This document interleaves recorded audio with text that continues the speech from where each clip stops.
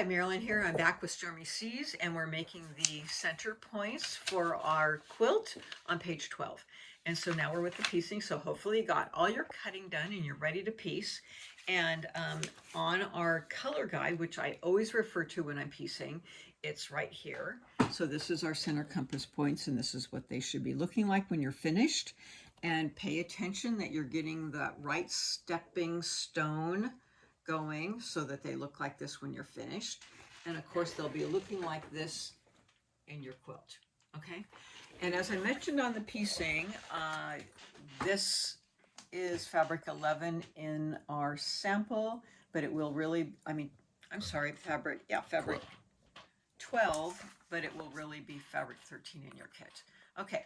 So first we're making our flying geese, and you'll be getting yielding 8 of those, so you're 2 of your base. So you're going to be collecting fabric 5 as your base, 2 of these, and fabric 13 as your top, and you're going to be making flying geese to yield 8 of them, 4 with each set, and you're cutting them down to 2.5 by 4.5. Okay, so we've done plenty of these as we've moved along, so you should be getting extremely good at these.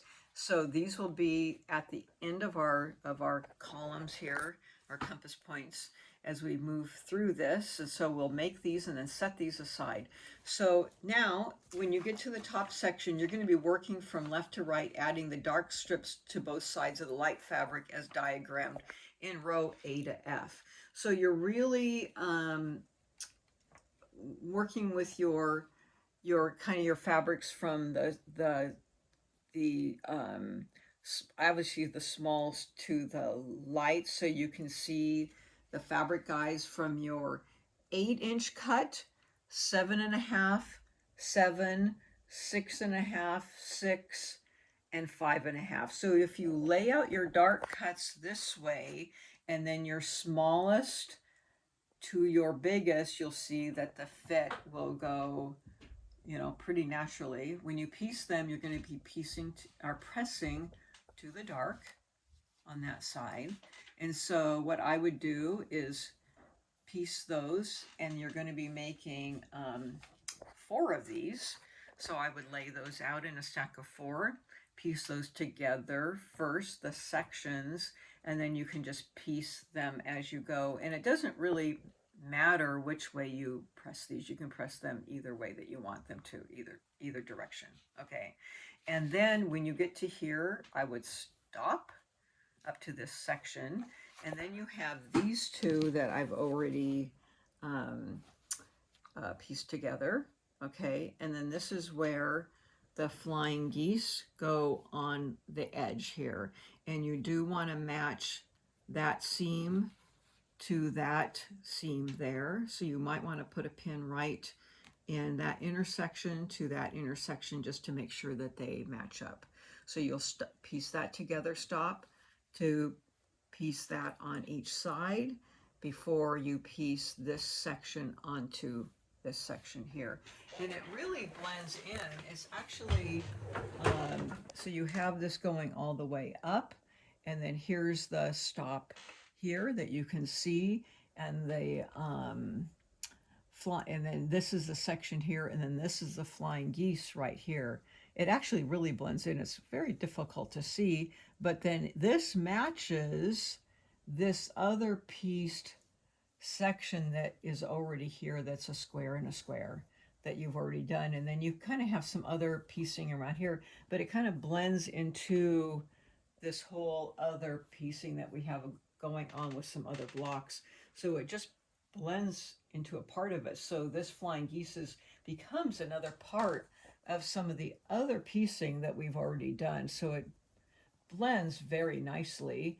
And if you've got your points matched up, it just really seamlessly goes. So it actually makes it look like it's a part of this block here, which is really nice, which is actually some hourglass and other things that we've pieced previously. So it really works quite well. So you can see this block here, and it moves around, and then the top, and then around the other side. And then that's just part of our middle block, which is all the way around. I can kind of, if we pull this out, and you look here, it's really a part of this middle block here. And that's the final part that you've already done these other squares if you've kept up. We've already done all of this, and we've done the middle right at the beginning when we were piecing. So this completes that whole section here. Okay, and we'll be talking about, I think, piecing that a little bit moving forward. Okay, so that's very easy this month, and that's our piecing for that. And so you should really have no problem with it. It's very easy just keeping track of your cutting. Okay, so this is a really exciting part. So now that you have all of these pieced, you've already made this section here, here, and here. So now it's time to put your middle together. So you're going to gather your blocks from page 3, the captain's corner, your diamond sashings from page 7 to 8, and your center compass points, of course, that we just made. You're going to lay your blocks out as shown and working from left to right, sew your blocks into rows and sew your rows together. Your quilt center should measure 48.5 inches square. So we've really talked a lot moving up to this point for the past 6 months about keeping the proper measurements and making sure that all of this fits together. And frankly, none of this would fit together if you haven't been keeping accurate measurements.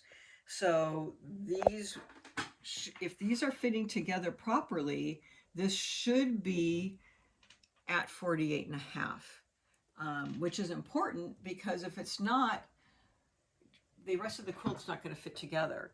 So make sure that as you're piecing these, you're not pressing any folds into your quilt, that you're piecing it flat. I have told you before that I am putting either best press or flatter or some other spray on it after I press it to make sure that it's very flat. Even when it's batik, I spray my block after I sew it to make sure that it's very flat. So this is a good time after you piece this middle to give it a very good press. Now we're not ironing our clothes, but we're pressing it flat so we don't stretch it out of place. But this is a good time to give it a very good press. Flip it over to the back to make sure that all of our seams are sitting very flat and they're not flipped one way or the other and going in the wrong direction, because if they're twisted in a lot of different directions, then our quilt could be sitting up a little and making some of it not sitting flat enough and not sitting square. So make sure that you look to the back, all of your seams are sitting completely flat. Make those corrections if they aren't, and repress it. So you press from the top and also the back. Make sure everything's sitting very flat. And then when it's sitting flat, take a measure and make sure that it's measuring. So how do I measure my quilt? Do I get out a measuring tape and measure it? Absolutely I don't, because that's not flat. I take my ruler, my longest ruler, and I place it on one end, on as flat a surface that I have. I go out to my kitchen counter if it's flat, or a table, and I press it down from one end, and I press it, and then wherever it ends, and then I stick a pin in it and I press it across, because that's compressing it to measure it, okay? Because if I just took a measuring tape, well, it's not flat, so you're not going to get a very good measurement. Press it flat with your ruler, pin it, and then press it flat out to the next end. So what if it's off?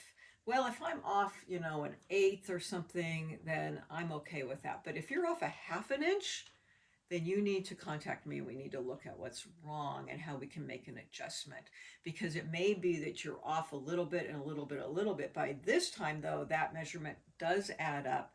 We may be able to make a correction and possibly some outer bit, but there's not a lot of areas in this quilt where you could make corrections. So we need to see where it's off and if we can make some adjustments for you. So hopefully you've been keeping track of if your blocks have been ending at the right size, and every one of these patterns tell you what size that they should be ending. 6.5 inch square.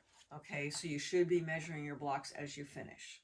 Okay, so make sure you're measuring that. Put your block center together and measure it, and then you can always reach out to me if you need some conversations about where your block is ending.